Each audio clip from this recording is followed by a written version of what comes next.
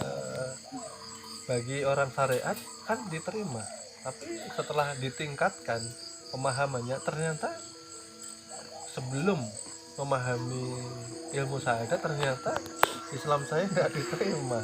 Ya kan kasihan akhirnya kalau seperti itu.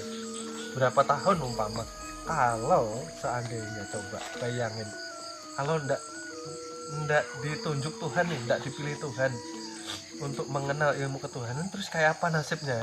Kan kasihan, seakan-akan merasa ibadahnya sudah benar.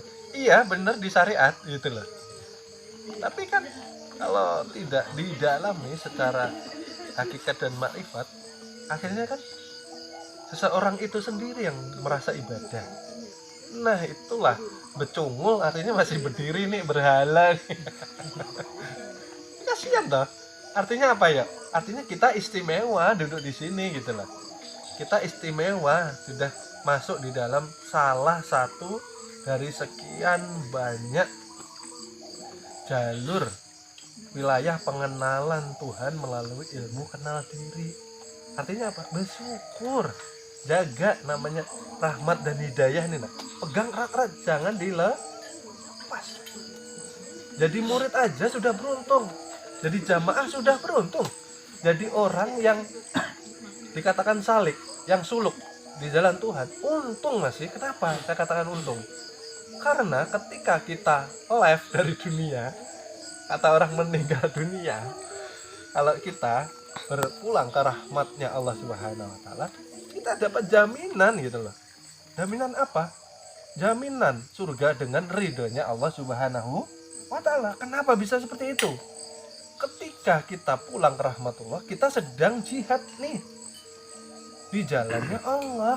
Kita sedang belajar nih untuk mencari keridoannya. Oh, status kita itu loh yang menentukan.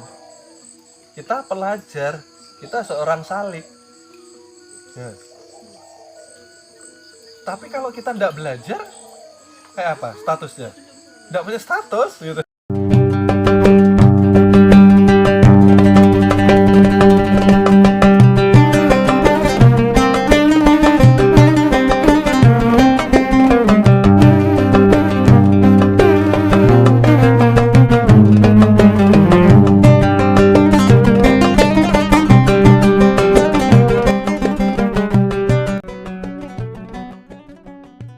Jangan khawatir masalah hidupmu.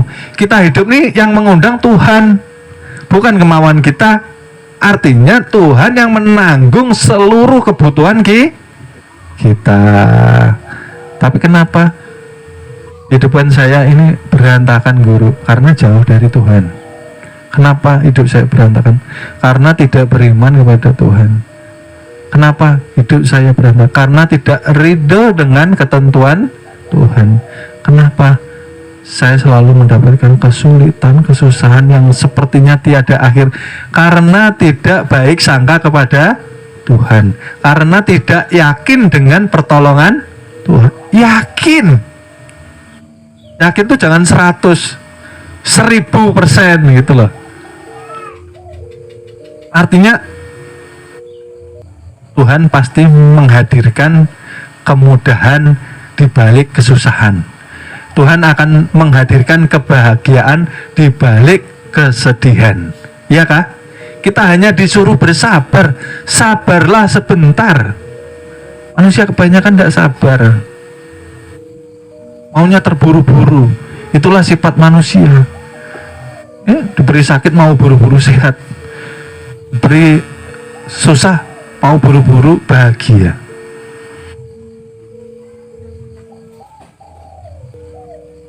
Jadi ini untuk perenungan. Pendalamannya sudah.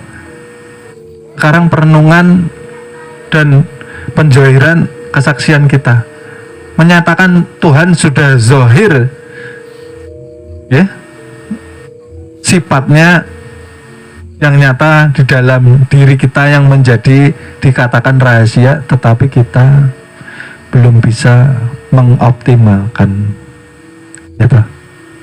Karena itu tadilah frekuensi hati kita ini kalut, carut, marut dengan ketakutan dan kegalauan bayangan kita sendiri.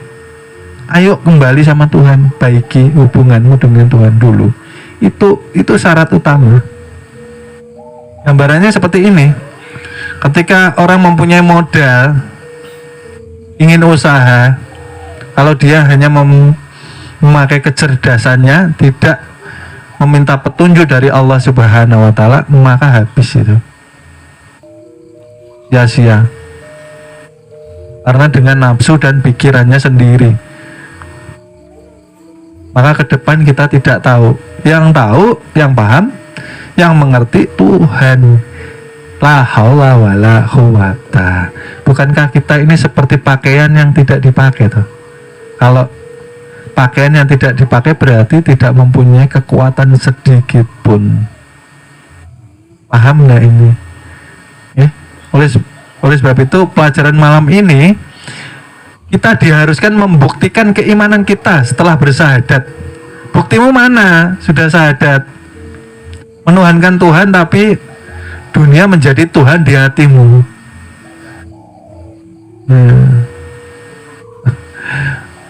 Setelah berkeluarga akhirnya lupa Tuhan. Setelah punya anak makin nyai lupa Tuhan.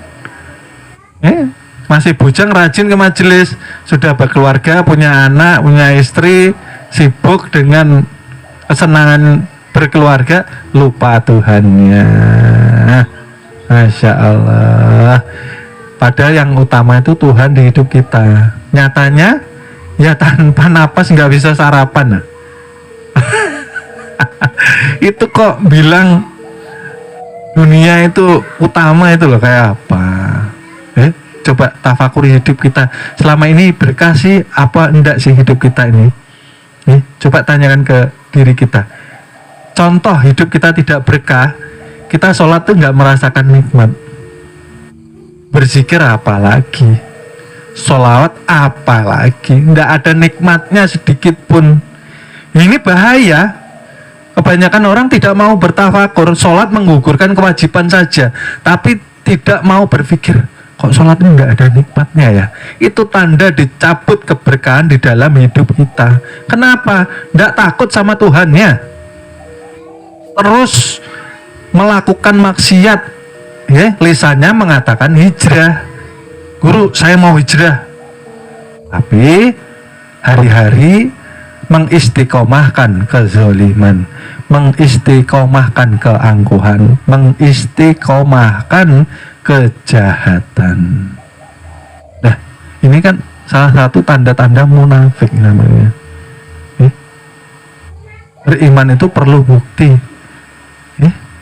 Belum dikatakan beriman sebelum diuji keimanannya.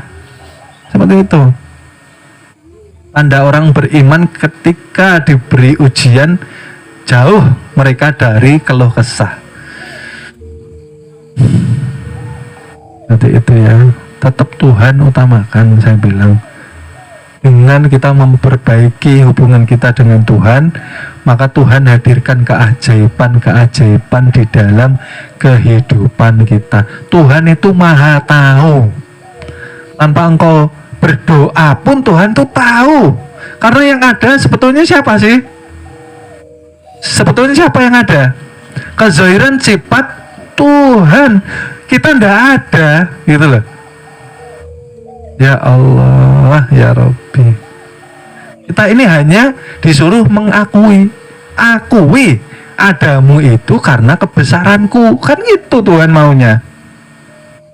Justru kita akui, kita take over. Kekuasaan Tuhan kita rebut. Pengakuan yang harusnya milik Tuhan kita rebut. Akhirnya hidup semrawut. Orang kaya itu kalau sholatnya tidak ada rasa nikmatnya, percuma jadi orang kaya, percuma. Kekayaannya tidak akan menyelamatkannya di alam kubur. Mau percaya mau tidak, waktu yang akan membuktikan. Kekayaanmu itu nanti akan menjeratmu, akan menyiksamu di alam kubur. Ketika kekayaanmu menjauhkan dirimu daripada Tuhan. Sekelas Nabi Sulaiman aja ini, nah tadi saya katakan kayanya belum ada yang menandingi tapi taatnya luar biasa sama Tuhan. Kita ini ya baru diberi motor aja, aduh